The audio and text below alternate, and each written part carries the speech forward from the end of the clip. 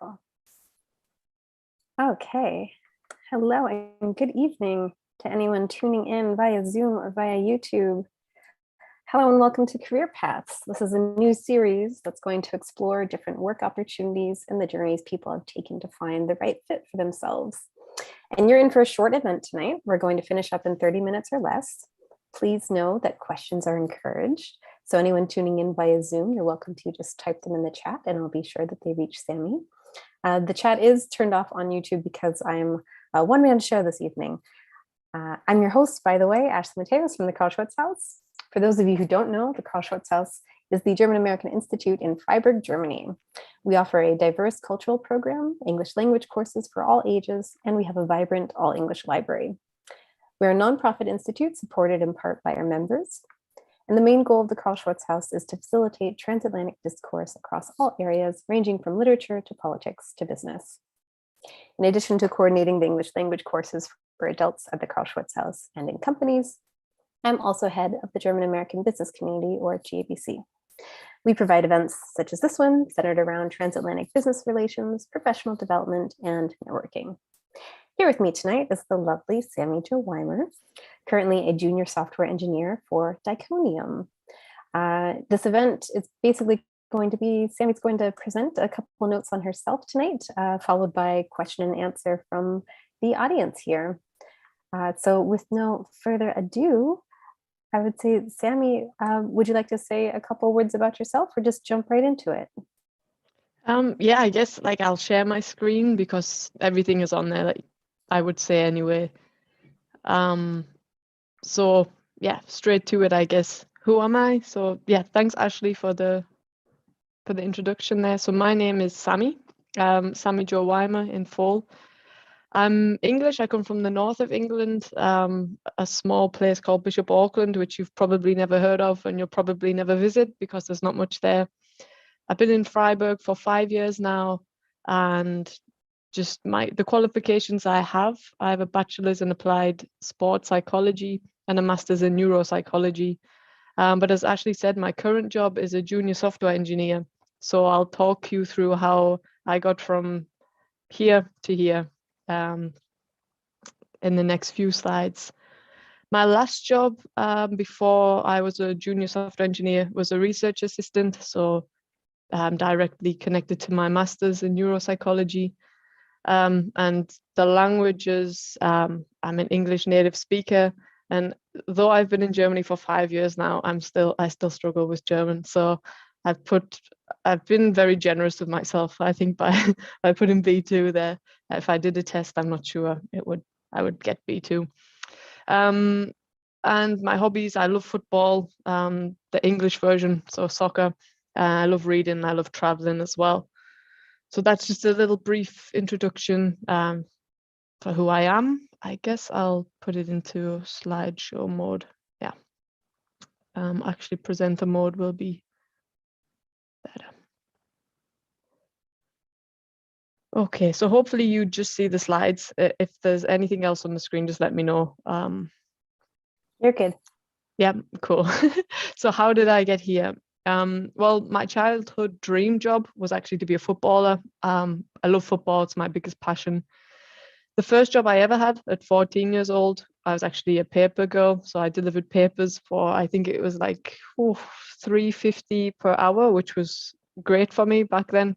And I mentioned my education. I did my bachelor's at Liverpool, John Moores University, the best city in England, in my opinion. You should definitely visit. But after that, I actually went on to do an apprenticeship. So in my mind, I always wanted to be a footballer, but there were so many barriers really for women's football back then. I'm 29 now, so things have changed a lot. And if things were the way they are now, back then I definitely would have chosen a different path. I would have gone fully for football, but I had a choice to make. So I chose university because I had a better chance of succeeding. And I thought, I love sports, so why not study sports? So that's why I did sports psychology. But then after studying sports for 3 years, I was like, okay, I love sports, but I don't love studying sports. It really took the fun away from it, you know, like dissecting football. And yeah, so I thought, okay, what's next? I've done sports psychology. I enjoyed the psychology part. Let's split it back up again. And then I thought, you know, what about neuropsychology? A big change from sport. And before I really went in to do the masters, I did an apprenticeship as a nurse cadet in a hospital. And this was just to see if I could, you know, handle the hospital life. It was amazing. It's my favorite job, actually, working in the hospital. Really difficult, but I loved it. And then this showed me, you know, I can do this. This is the direction that I want. And then I did my master's in neuropsychology at Bangor University in Wales. And that's actually what led me to Freiburg. I did my Erasmus in Freiburg, and the research area was autism. So I wrote my thesis on multisensory integration in autism. I won't get into that. But from the moment I started my master's, I loved it. I thought, this is exactly what I want from life. I applied for many PhD positions after I completed my master's. I had quite a few interviews, no success, unfortunately, in England. So I thought, okay, England is terrible. I hate living here anyway. Why not try and go back to Freiburg, back to Germany? So that's what I did. I didn't have any jobs lined up. I worked in I don't know if anyone knows Sainsbury's.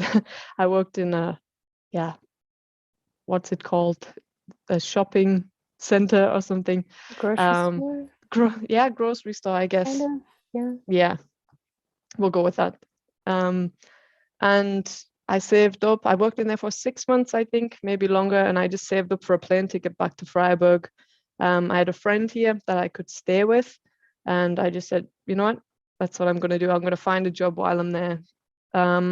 Best thing I ever did, by the way. But it wasn't so easy. When I came back to Germany, the only job I could do, I couldn't speak German properly, let's say at all, actually. So I went back to my roots, and I actually was delivering papers. It was disgusting. I was waking up at 3 a.m, delivering papers in weather like we have today, rainy weather in Freiburg.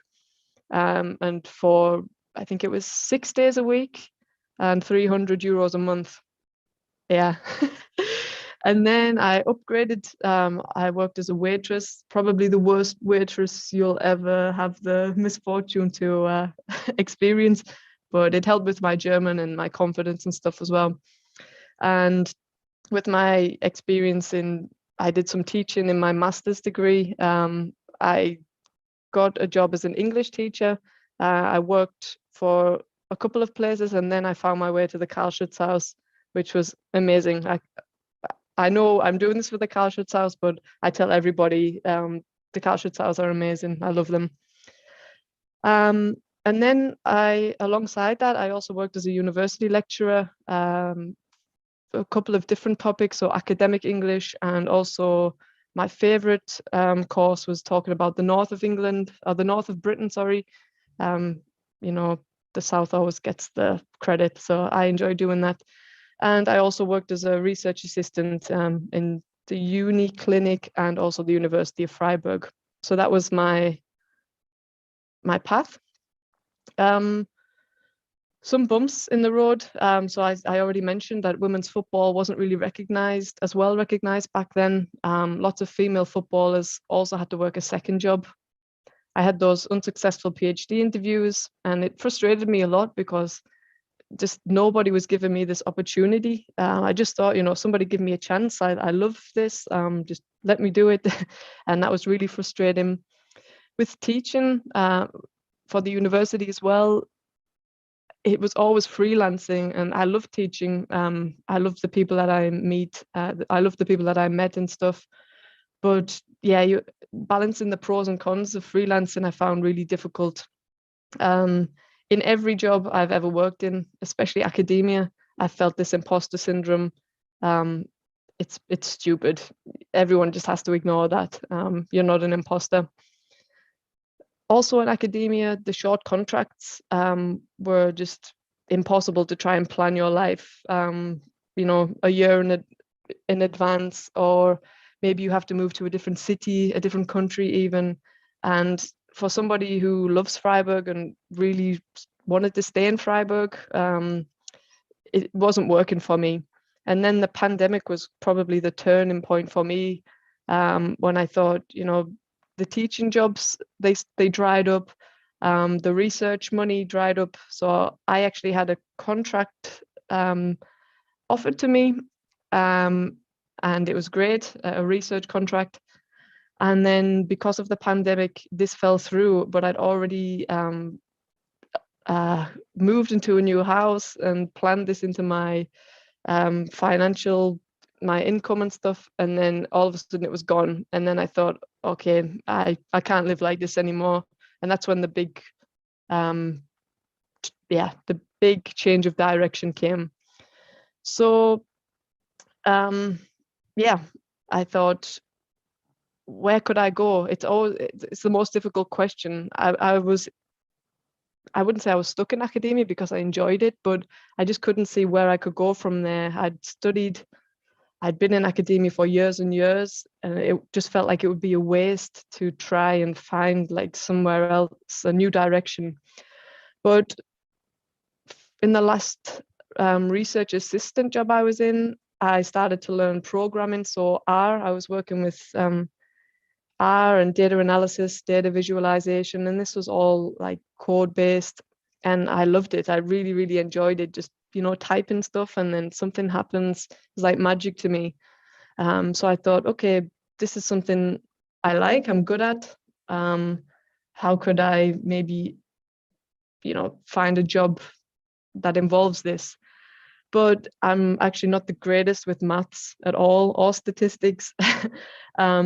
So then this led me to web development, because this is coding, but you can be creative. You don't have to be good at maths. It helps, but you don't need it at all. Let me tell you this now. So I invested in an online coding course in September 2021.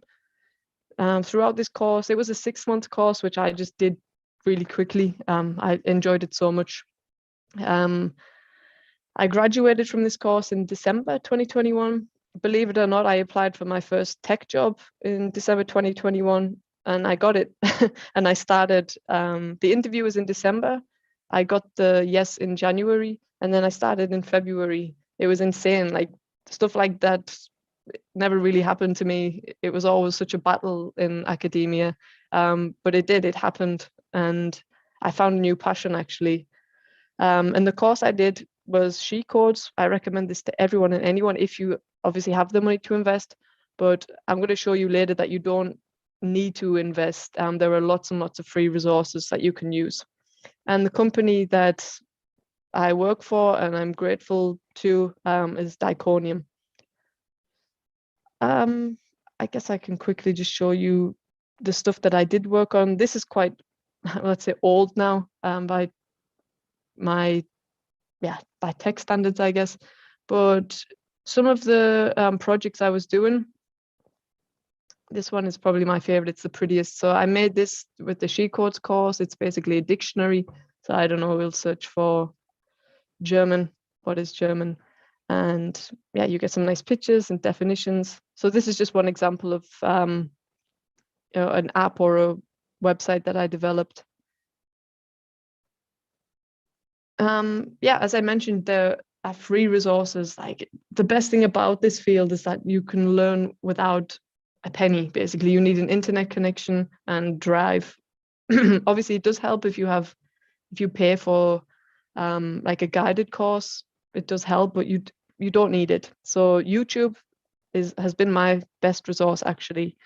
Tech Twitter is really good. I have a separate Twitter account just to get the latest news on technology. I never thought I would be that person, but here I am.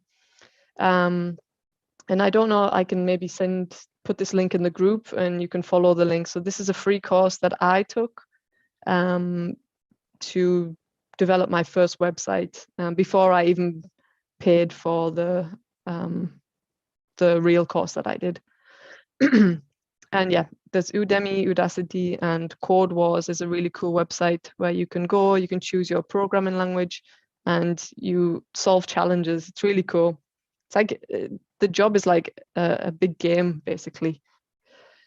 So my life as a junior software engineer, I work on a project which takes up 60% of the time, and I have daily meetings in just 15 minutes. We talk, what have you done? What do we need to do? I have bi-weekly meetings with my manager, really easy going. How are you doing? What next steps do you want to take? Do you need help with anything? Are there any courses you need to take? And then I also have weekly meetings with other front-end developers. So they present, their projects or their topics, and you learn from this. I also wrote my first tech blog. I've been wanting to write a tech blog for a long time, and this is part of my work time as well. I get paid to do this. And I'm also, I learn new skills and technologies through courses and tutorials. So any courses that I take is part of work time as well. And one of the projects that I was working on was for the Carl-Schurz-Haus, actually. I won't go through all of it, but it's a language course, a language test, sorry. So you do this and then you go through blah, blah, blah. And then at the end, it'll tell you what level you are. So I've lost, okay.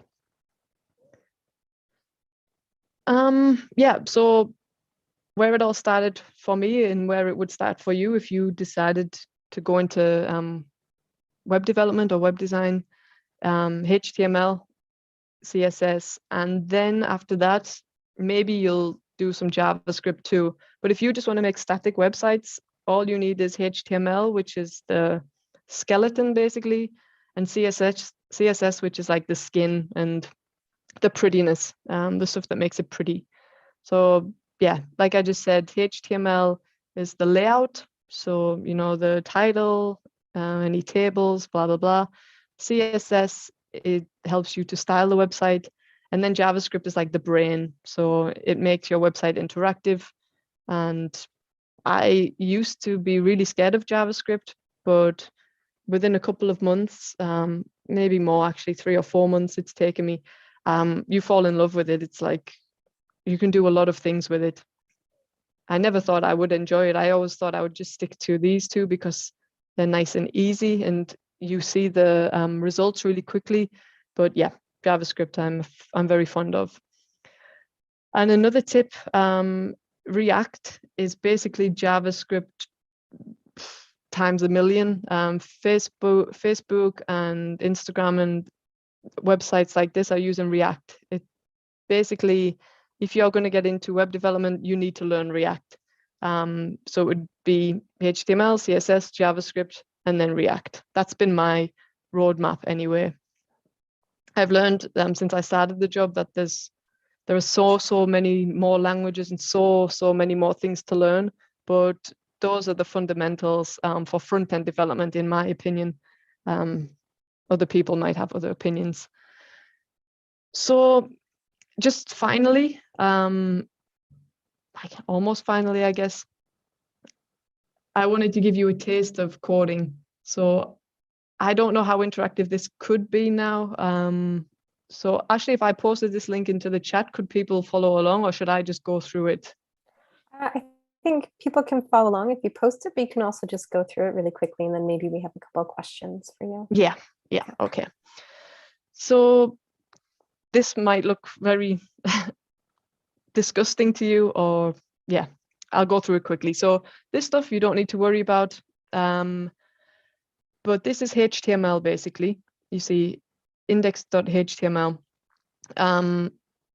H1 is just this one here. So it's heading 1. If I did heading 2, it would make it smaller. Heading 3 is smaller still. So this is what H1 is.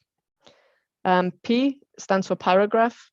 And this class here is a reference that you will use in the CSS. So remember, I told you the CSS is like the style, the skin. So this class is P0. So hey, I'm red. and P0 here, color red. So the little tasks I had, so P1, you see here, P1, P2, P3, P4, P5. How would we make P1 pink? So yeah, I'll just go through it quickly then. There's no way you could know, if you have never done coding before, there's no way you could answer these. I've got some tips on the next slide that you can use if you want to go back and do this. But you see, it's gone pink. This one, make it bold. I'll do 2 more examples, I think.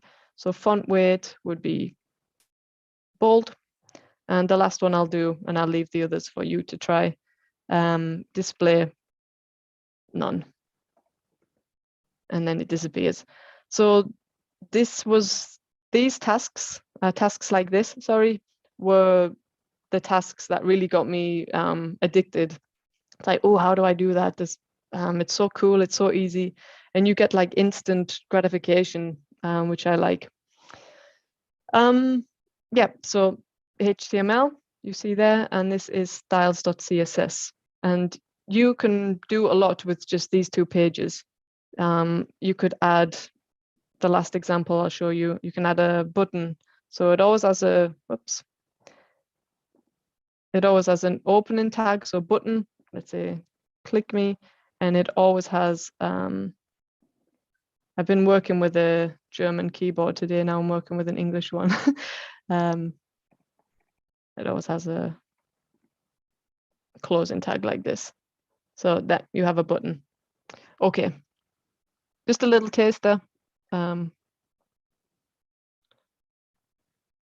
what is it that you were using? The code sandbox? Yeah, Code Sandbox, it's free.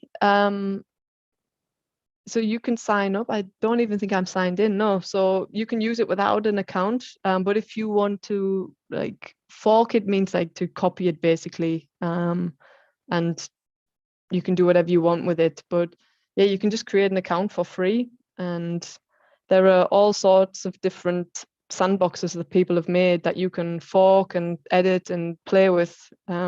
It's really cool.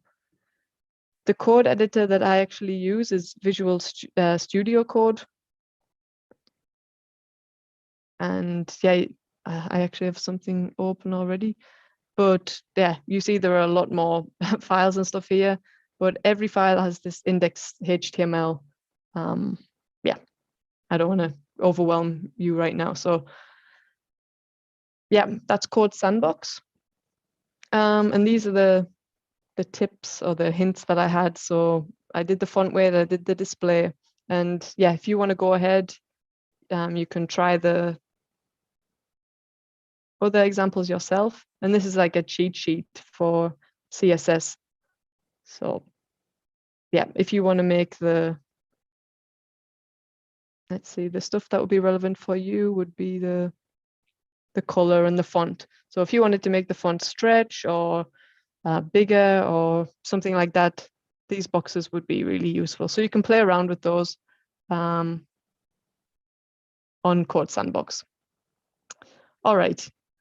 So the last slide, I think, what do I love about my new job? It's a hybrid workplace. It's based in Stuttgart, but I live in Freiburg and I work from here. I could go to Stuttgart if I want, but yeah, probably not going to do that. I find that it's a meritocracy, unlike academia. The more you do, the more you put in, the more you get out. I found with this one, it's more skill-based.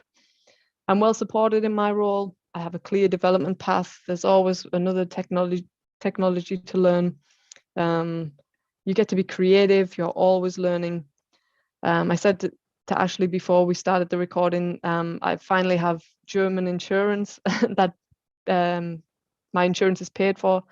I get 1 German lesson a week as well, which is good. I get to feel like a nerd. I love it. I wear my glasses every day.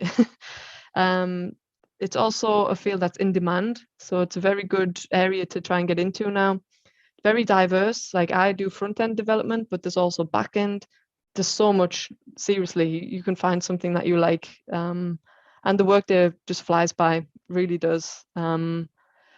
And one thing I did want to mention is that there are so many tutorials that you can take, but the best way to learn is just find a project and work on it. You might think, where do I start? Yeah, well, you just try, you start, and then when you hit a problem, Google it. Google has all your coding answers. That's how I've learned the most. I've done tons of tutorials, but I've learned so much more from just trying to do projects. I talked more than I expected. So thanks for listening. I hope I didn't babble too much. And if you have any questions, then yeah. Well, thanks, Sammy. Go ahead. That was great. That was very thorough. And I really liked the visualization that you used with HTML, CSS, and Java, where you have the skeleton, the skin, and the brain. I've never thought about it that way.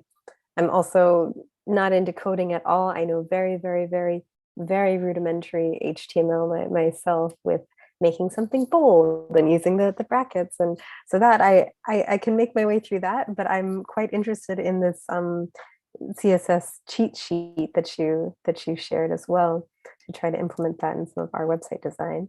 And Sammy has worked on a placement test for us to implement within our new website for the Carl-Schurz-Haus that will be coming up this fall. We're hoping to implement everything then. If there aren't any questions from our participants, I know we have a couple online here and some on YouTube right now as well.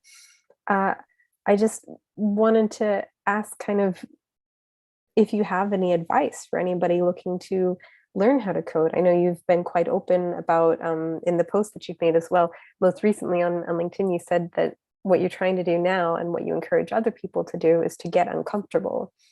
And and I like that sentiment. And I didn't know if you had any further advice, or if you wanted to reiterate that here to anybody who's looking into switching careers, into going into coding later in their career paths, or if they're just starting, maybe they're still students looking to find something of interest to them. Yeah, so I would recommend on YouTube, you can just find like mini projects, like any project that would suit you. So like a to-do list or something like this. But it depends. At first, I thought I just wanted to do like web design, which would just be HTML and CSS. So you make a website, you make it look really pretty. But then the more I learned, that's when I got into JavaScript more, and I realized, I actually want to build apps or like more functional websites.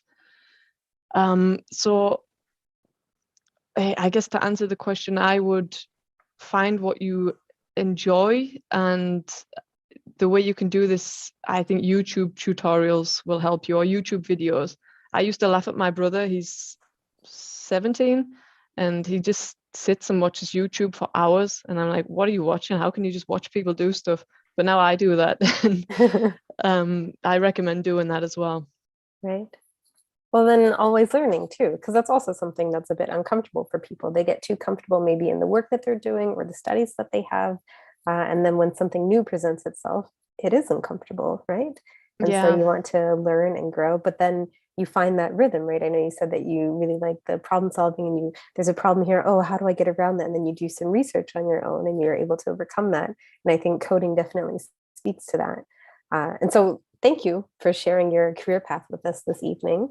And I hope that those in attendance were able to get some inspiration maybe for their next steps.